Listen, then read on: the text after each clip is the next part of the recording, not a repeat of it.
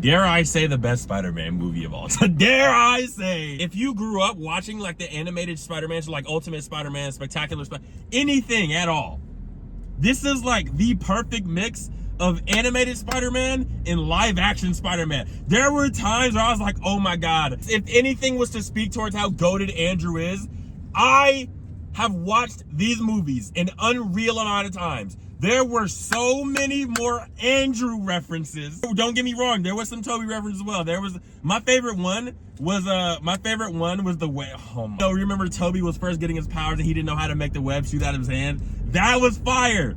Tom said that shit. He said that when he first got his organic webs and needed to, figure out how they worked. But my second favorite one was the one with the inhibitor. You remember in Spider-Man 3 where Toby was like falling, I think he was fighting like Harry or some shit.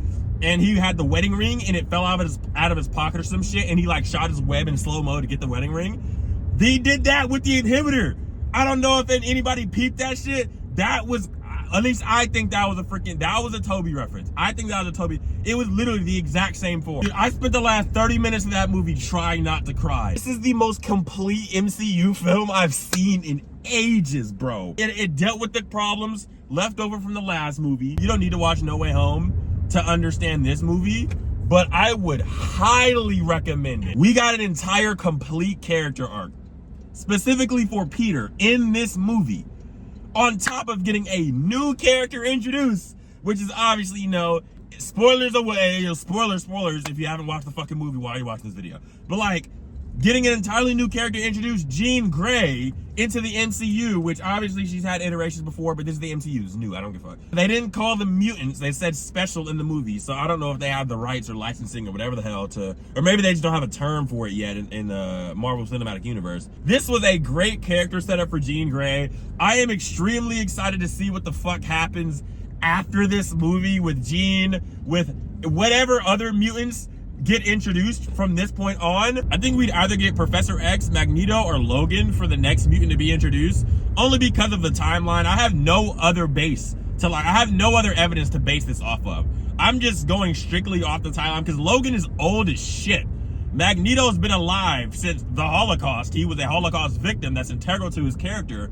And Xavier was his friend. However you want to define friend, I'd say Xavier, they were friends. They were great friends. He'll definitely be really fucking old. It could be one big soft reboot, which is what we think is gonna happen after like Doomsday and Secret Wars come out.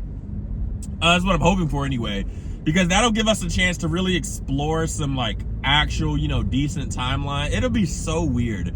Imagine like Tom Holland, like if we're probably gonna keep Tom Holland Spider-Man. It's gonna be so odd, like Tom Holland Spider-Man interacting with like other versions of characters that he himself has known for a very, very, very long time. He'll sort of feel like a Deadpool-esque character, not in like a constantly breaking the fourth wall kind of thing, but like he's referring to characters that do not exist. Like just like Deadpool in general will refer to another comic in like the universe. You'll be reading a fucking Wolverine comic, and maybe he'll refer to like a character that Logan has never met in his life. He's like, oh, you're not gonna meet him for another 5 issues. But like that kind of vibe with Peter Parker. Man, Thor was cool. Thor was cool. Mildly attractive guy, pretty attractive dude. And then their new Thor, if we get a new Thor, is probably gonna be like, what are you talking about? It'll be like, don't worry, it's a different Thor. That'll be so dude, if we get Deadpool and Spidey with this current, bro, the dynamic will be so fucking peak. This movie's great, bro. If you haven't seen it, I'd highly recommend it. I saw it last night, which was technically opening night. I've already seen an insane amount of spoilers, which luckily I've already seen the movie. If I hadn't seen the movie last night, I would be so pissed. I would be pissed beyond imagination right now with the stuff that I've seen.